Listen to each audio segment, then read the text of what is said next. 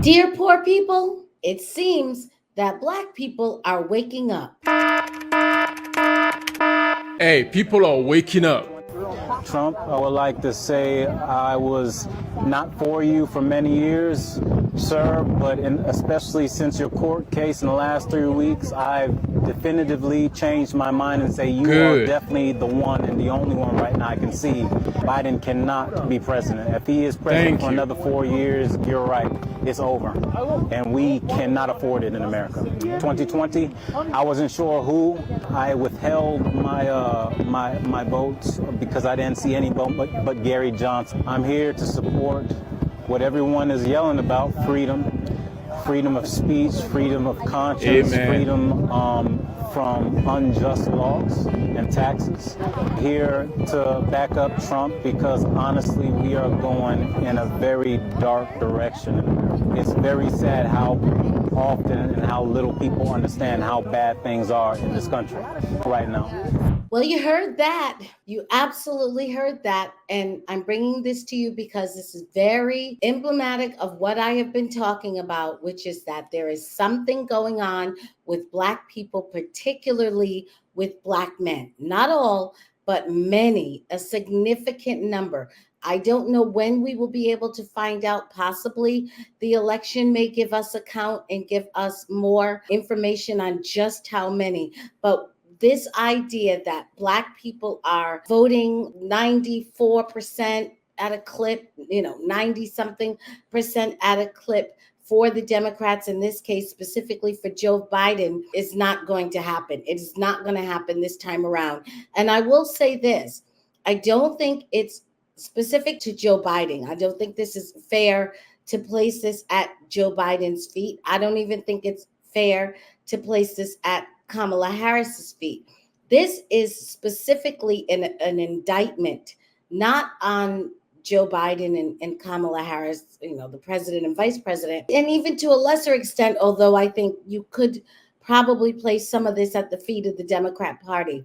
But what is really being attacked and what Black people are really separating themselves from, and this is what I want to get at. I am not a person who is politics for politics' sake. I'm just into politics for the sport of it and the fun of it and the win, the lose, portion of it, my side, your side, my team, your team. I get that. I understand that those things exist, and I'm fine with that. I understand the nature of competition and that you need two sides. I'm fine that I think there should be two opposing sides. I think that actually helps for a robust conversation when done properly. But what I think is happening with Black people is not that. I don't think it's that they're just changing their side, they're jumping from another team. I think what is happening is Black people are actually coming to the realization. So what, they woke? No, maybe they're just awaking or awaken or awakening. Maybe what's happening is we are having an awakening in the Black community. And what Black people are waking up to is the fact that the liberal ideas of certainly the latter part of the 20th century actually have not only not served us, but have harmed us.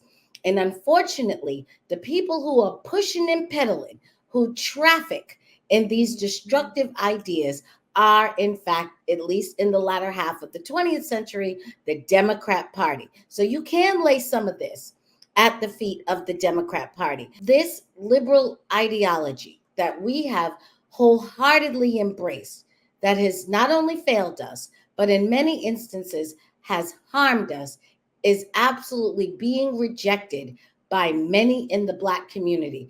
And when that happens, when people start to see people who look like them, the guy who goes to my barbershop, or the guy that I see at the grocery store, or the guy who I check in with every year to check on my insurance policy, or the person I go to who helps me out with my taxes, or the people that you come in contact with that you know are not crazy, who are sitting around now presenting themselves in a different posture and is saying, you know what, maybe this idea that women can have everything has actually harmed our families. Maybe we can't have everything, and maybe we have to choose.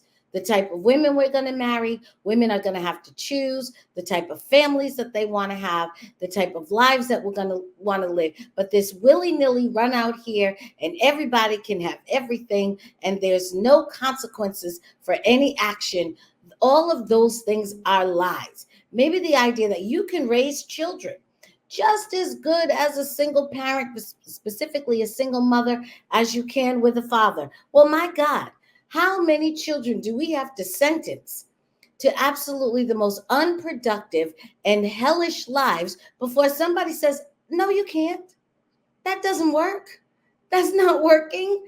It is not working for us. And we, who I'm going to believe, love our children, keep sending our children in harm's way, believing in this foolishness, believing that we have no responsibility to our children but to love them, that we don't have to set up a life for them, we don't have to adhere to a specific set of standards, and we don't have to demand that they adhere to a specific set of standards. They can go out here willy-nilly and do what they want to do. This is all of that free love, free life. There is no truth. There is no standard. You figure it out. You make it up as you go along. This is the bedrock of the liberal ideology, is that anything goes, anything can go. It's all up to you. And we bought into that hook, line, and sinker.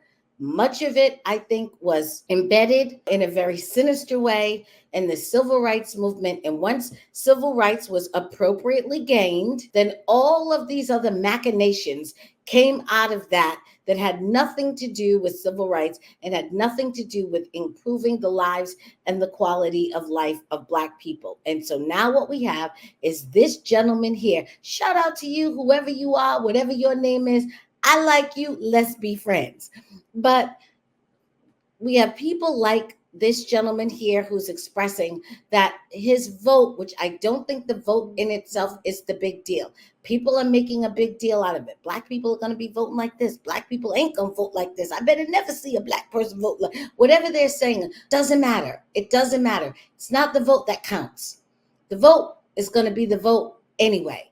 It's not the vote that counts. It's the thinking behind the vote that counts. That's what will tell you everything, because it doesn't look like Black people are just going to vote differently, or at least some are going to vote differently. What it looks like is that Black people are thinking differently. And if Black people are thinking differently, that means they're going to behave differently. And you know, this is a channel that is dedicated to behavior. That's what we talk about. And behavior is the manifestation of your thinking. So if you're behaving differently with your vote, then that tells me you're thinking differently. And if you're thinking differently, I'm going to bet, I will wager, that thinking has more to do with the vote and may, in fact, have huge impact on what the Black community and what Black families are going to look like going into the future. I got to tell you, folks, poor people, hey, I'm feeling hopeful. This gentleman has given me hope. Baby, you giving me life. I hope somebody tells you there's a woman on the internet, saw your video, and you just gave her some life. Thank you, sir. Thank you, sir. Please remember to like, share, subscribe, press the notification bell so you know the next time I'm dropping a video. Thank you for visiting my channel, and please come back and visit my channel again. Bye-bye.